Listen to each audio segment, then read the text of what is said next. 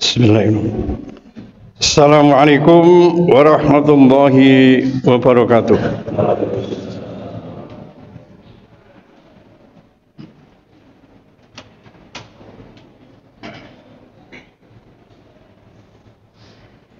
Allahu Akbar, Allahu Akbar. Allahu Akbar, Allahu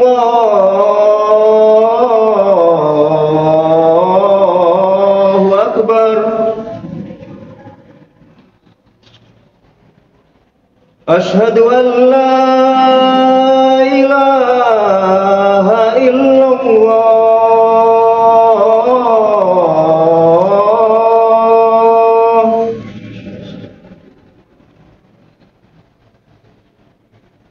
Asyhadu an la ilaha illallah.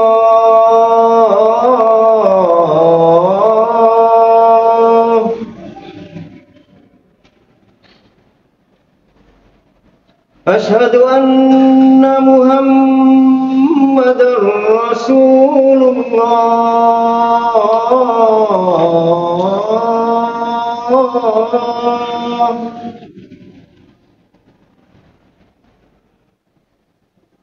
Asyhadu anna Muhammadar Rasulullah.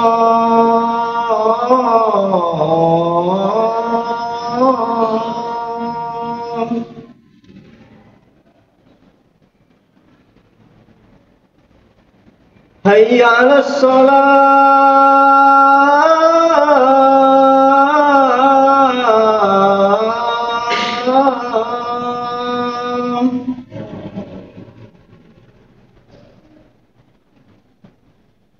Hayya 'alas shalah.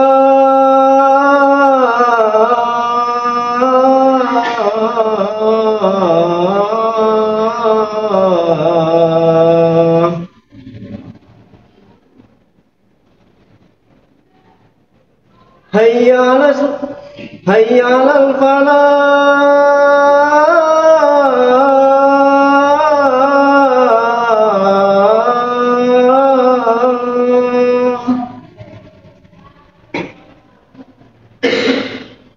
Hayya 'alal falah.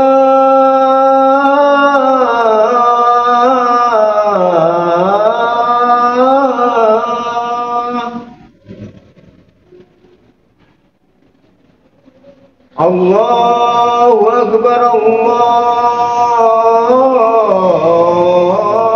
Akbar. La ilaha illallah.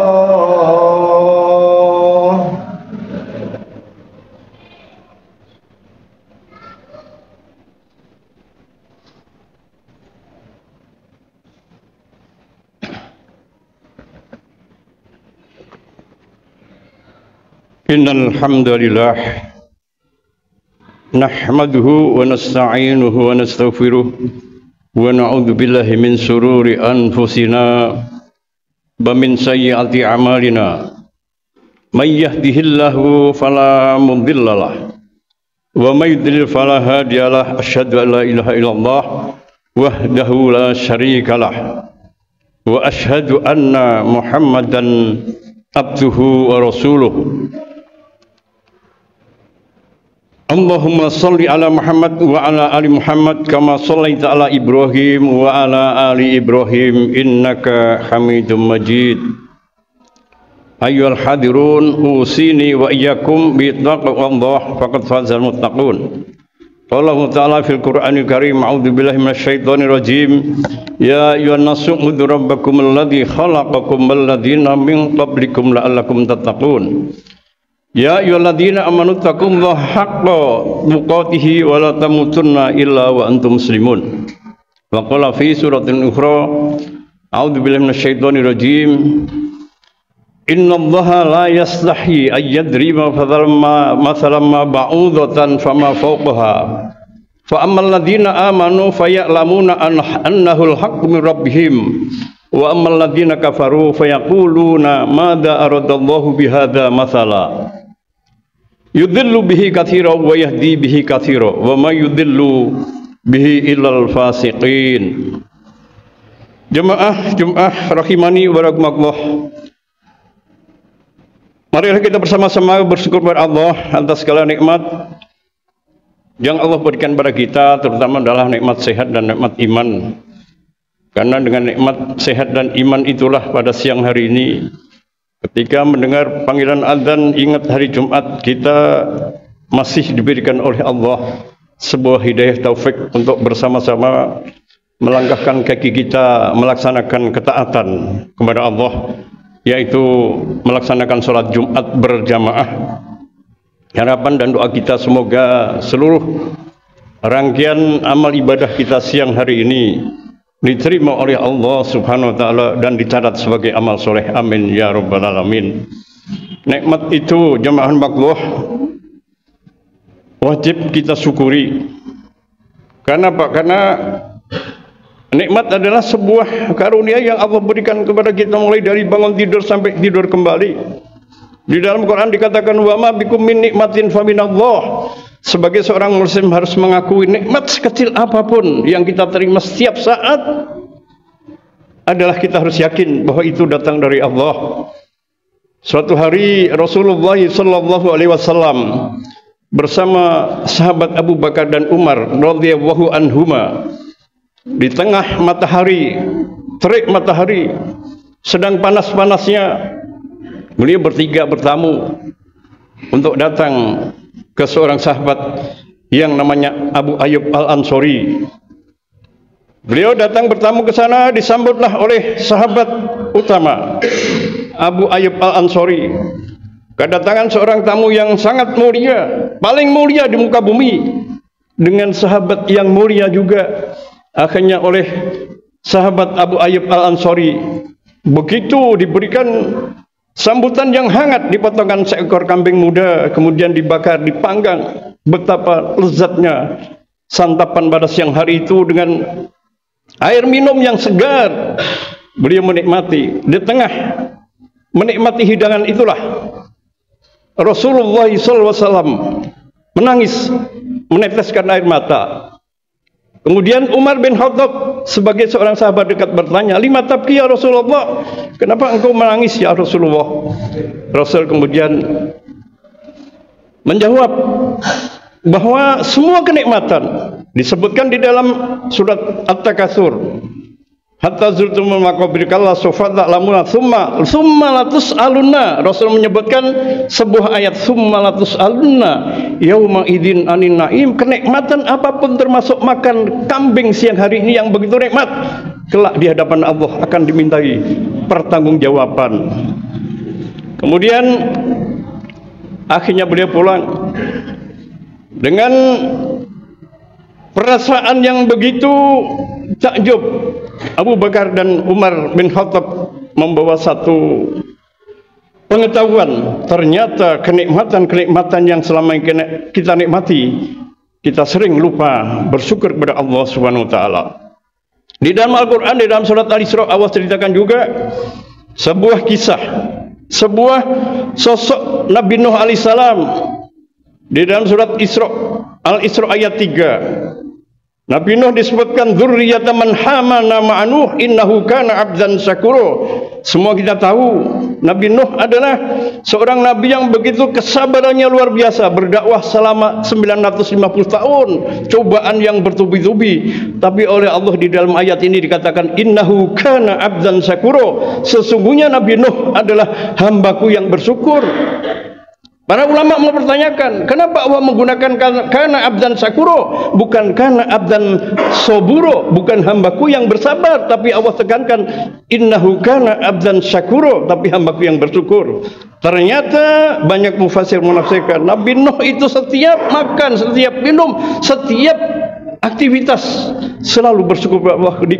Ketika dia bisa minum, dia berkata kepada Allah, bersyukur kepada Ya Allah, tanpa pemberianmu nikmat minum ini aku tidak akan bisa menikmati ya Allah. Aku bersyukur kepadamu. Ketika dia memakai baju, ya Allah, kalau engkau tidak berikan rezeki aku baju, aku tidak bisa memakai baju.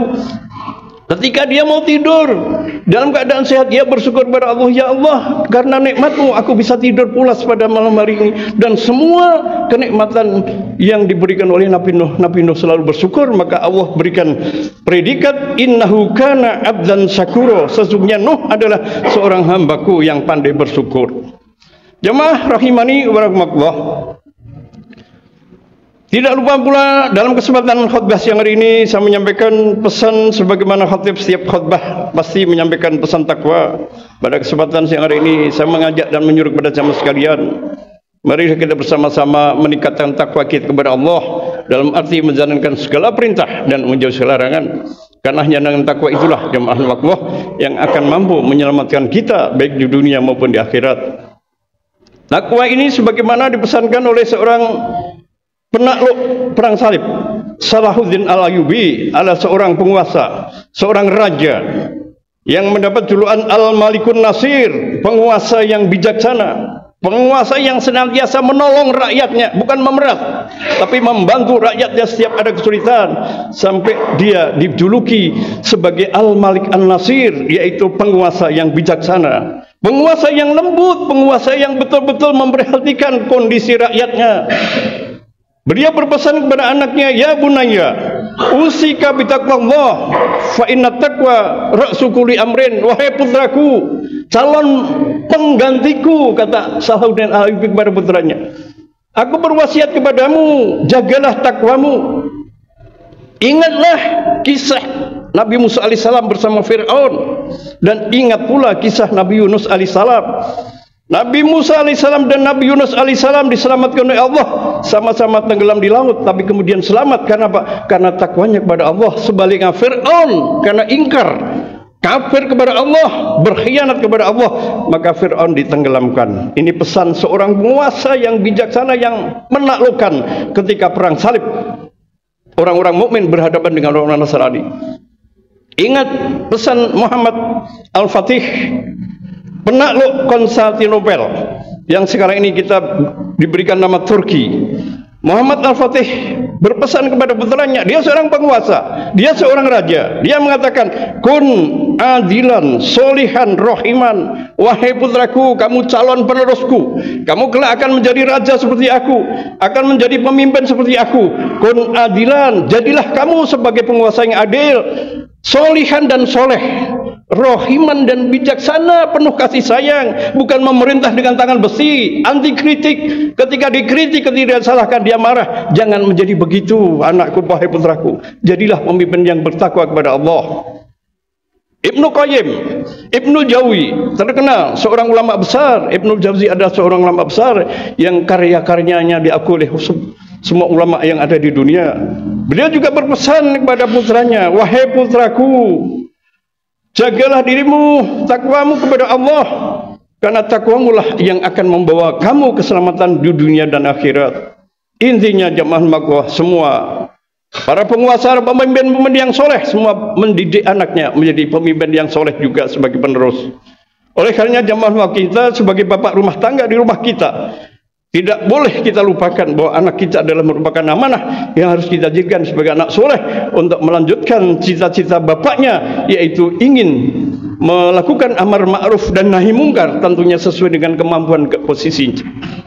Jemaah rahmani wa rahmatullah, pada kesempatan khutbah singkat pada siang hari ini, sebagaimana mukadimah yang tadi saya bacakan, saya ambil dari surat kedua, surat Al-Baqarah ayat 26 yang berbunyi, innallaha la yastahyi ayyadriba mathalan ma ba'udatan. Sesungguhnya Allah tidak segan-segan, Allah tidak malu-malu membuat sebuah perumpamaan ba'udatan, nyamuk. Fama fauquha, dan lebih kecil daripada nyamuk.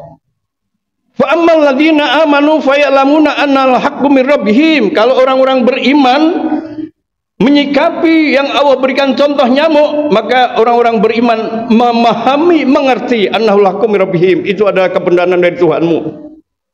Sedangkan wa ammal ladzina kafaru fayaquluna madza aradallahu bihadza mathala. Sedangkan orang-orang kafir mengolok-olok, kenapa Allah yang maha agung maha besar membuat perumpamaan segitu kecil nyamuk? Tidak pantas.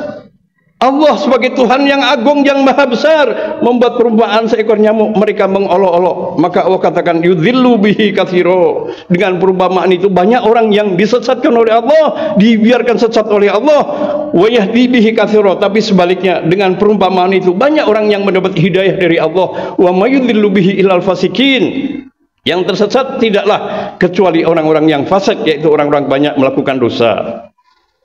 Sebagaimana khutbah Jumat saya yang berlalu, kita tidak lepas dari mentadabburi ayat-ayat tentang hewan-hewan yang Allah abadikan dalam Al-Quran. Ba'udhuh, nyamuk adalah seekor binatang serangga yang sangat kecil. Ini jamaah makhluk, Allah tidak mungkin mengabadikan dalam sebuah ayat. Allah tidak mungkin memasukkan di dalam Al-Quran kalau tidak ada faidah dan manfaatnya. Tidak ada satu ayat pun, tidak ada satu kata pun yang tidak ada manfaat dan guna bagi kehidupan manusia, terutama adalah orang-orang yang beriman. Sedikit marilah kita tadabburi sebagaimana perintah Allah di dalam surat Muhammad ayat 24. Afala yatadabbaruna al-Qur'an am ala qulubin aqfaluha. Apakah mereka tidak mentadabburi Al-Qur'an am ala qulubin aqfaluha, atau mereka hatinya terkunci? Orang-orang yang tidak mau mentadabburi Al-Qur'an, tidak mau mentadabburi ayat-ayat yang tersurat maupun tersirat, ayat-ayat Allah, mereka hatinya terkunci, dilupakan oleh Allah Subhanahu wa taala. Jamaah rahimani wa Allah, nyamuk ternyata binatang yang sering diremehkan oleh sebagian manusia, dianggap kecil. Tapi ingat, sesuatu yang kecil ternyata bisa membuat petaka manusia. Kita kenal dengan Alexander the Great, seorang raja Yunani, matinya gara-gara nyamuk malaria. Dia disiksa oleh Allah melalui nyamuk malaria. Kita ingat Namrud, seorang raja yang mengaku Tuhan, seorang raja yang anggara murka, yang kekuasaannya tidak terbatas, matinya hanya dengan serangga. Serangga yang masuk ke hidung, kemudian terjadilah dia penyakit bertahun-tahun tidak sembuh, akhirnya mati. Sesuatu yang kecil, tapi kadang-kadang dampaknya menjadi besar. Jamaah rahimani wa rahimakumullah, ternyata nyamuk itu memiliki 100 mata, memiliki 48 gigi, dan dia punya belalai. Satu belalai punya 6 pisau, 4 pisau untuk melukai kulit. Jadi ketika nyamuk menggigit itu dengan pisau yang ada di belalai dengan 4 pisau, yang 2 pisau adalah dalam rangka menyoblos, pembuluh darah agar darahnya bisa diisap oleh nyamuk melalui lubang belalai yang sangat kecil. Selang yang sangat kecil digigit oleh nyamuk kemudian dihisap, karena nyamuk ternyata punya alat pengencer darah. Jadi ketika nyamuk hinggap menggigit manusia, dia punya alat untuk mengencerkan darah. Kalau tidak diencerkan, otomatis darah akan susah dihisap oleh nyamuk. Karena dengan alat yang begitu kecil, ternyata nyamuk bisa menghisap darah manusia karena punya alat pengencer darah. Dan nyamuk punya organ bius. Ketika dia menghinggapi kulit manusia kemudian dia menggigit, kadang-kadang kita tidak terasa begitu nyamuk sudah terbang, sudah pergi, baru kita terasa. Karena apa? Nyamuk ternyata punya obat bius, punya alat bius untuk membius korban atau objek yang akan dihinggapi.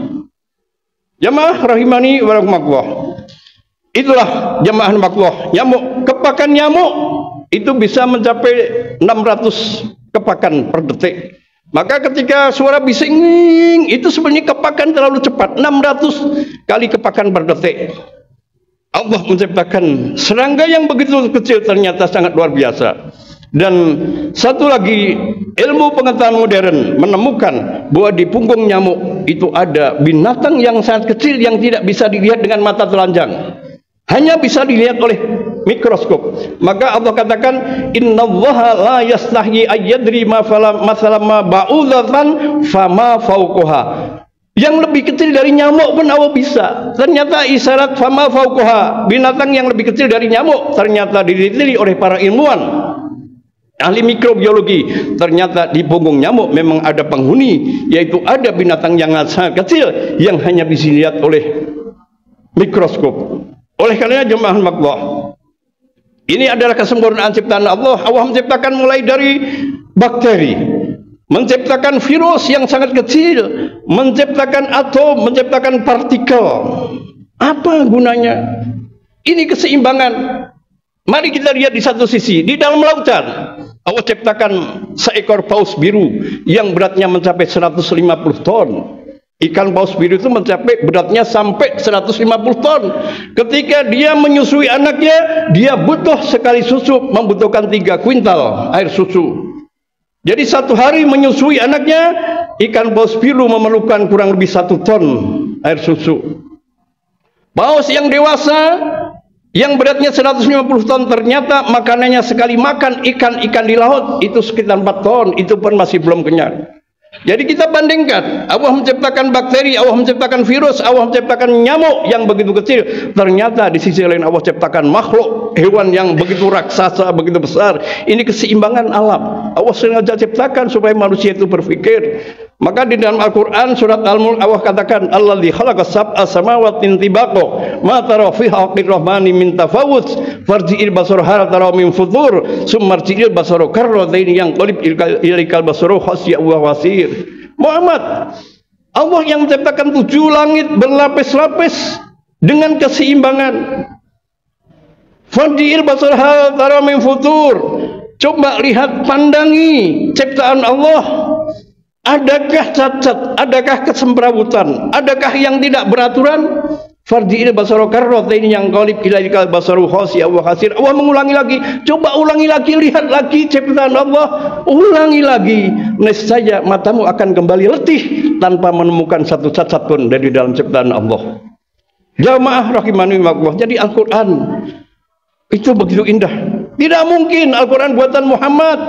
Tidak mungkin Al-Quran itu bukan wahyu dari Allah. Kalau Al-Quran buatan manusia pasti sudah terungkap antara kesalahan-kesalahan yang ada dalam Al-Quran. Buktinya 14 abad berlalu Al-Quran tidak pernah ditemukan kesalahan dengan kekurangan yang ada pada ayat-ayat Al-Quran. Aqulu qauli hadza wastaghfiruhu innahu wal ghafurur rahim.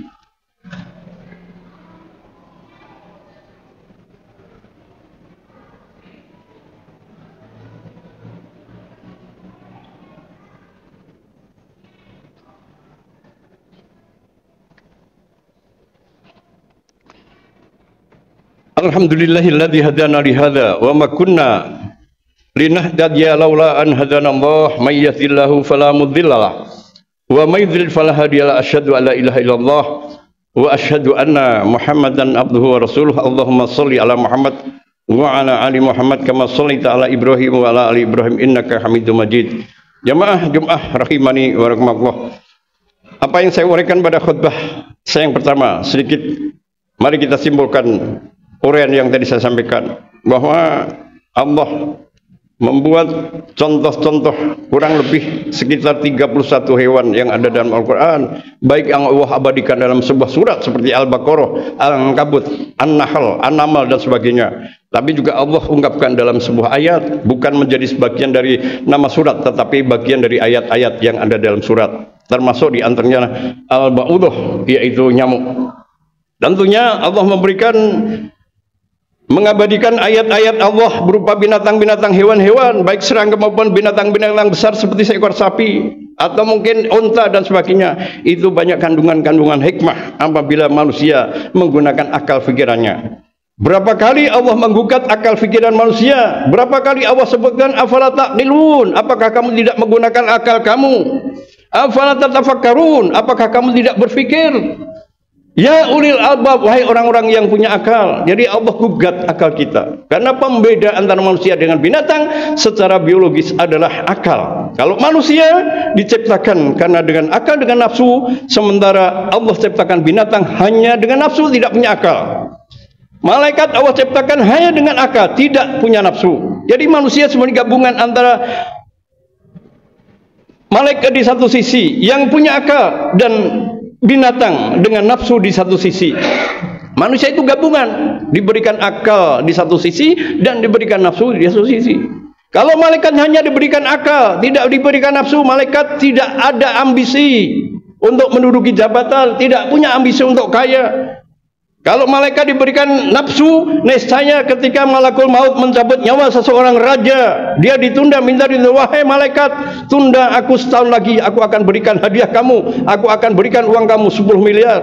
Maka malaikat jauh dari nafsu, malaikat hanya mengerjakan wa yaf'aluna ma yu'marun, hanya mengerjakan apa yang Allah perintahkan. Sementara binatang hanya diberi nafsu, tidak diberi akal.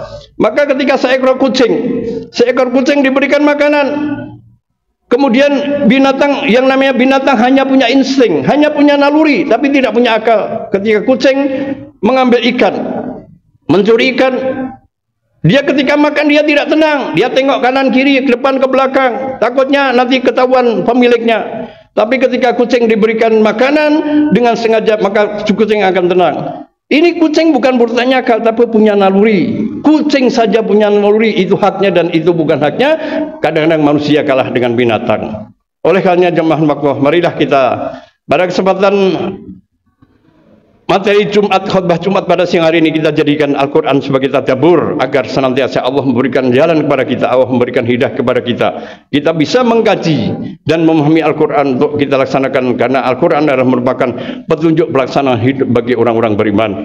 Itulah jemaah rahimahullah, khutbah singkat yang saya sampaikan. Semoga Allah berikan kita umur panjang yang barokah, umur panjang yang bermanfaat, umur panjang dalam ketaatan kepada Allah. Allah jauhkan kita dari mara bahaya, dari malapetaka. Allah berikan kita cobaan sesuai dengan kemampuan kita, dan Allah berikan kita menjadi orang-orang yang senantiasa taat di jalan Allah dan menjauhi segala larangan.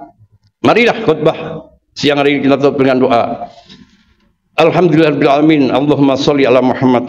Allahumma ighfir lil muslimin wal muslimat wal mu'minina wal mu'minat al ahya'i minhum wal amwat, innaka sami'un qaribun mujibu da'wat wa ya qadhil hajat. Rabbana ighfir lana dzunubana wa li ikhwanina alladziina sabaquna bil iman wa la tas'al fi qulubina ghillan lil ladziina amanu. Rabbana innaka ra'ufur rahim. Rabbana dhalamna anfusana wa illam taghfir lana wa tarhamna lanakunanna minal khasirin. Ya Allah, ya Tuhan kami, ampuni segala dosa kami ya Allah, dosa yang kecil maupun dosa yang besar ya Allah, dosa yang kami sengaja maupun tidak kami sengaja ya Allah. Ampuni segala dosa kami ya Allah, tanpa pengampunan-Mu ya Allah niscaya kami akan tersesat, terombang-ambing dalam kesesatan ya Allah. Ya Allah, ya Tuhan kami, berikan kami ya Allah umur panjang yang barokah, yang bermanfaat, yang taat kepada-Mu ya Allah. Berikan kami husnul khatimah, jadikan keluarga kami keluarga yang sakinah mawaddah warahmah.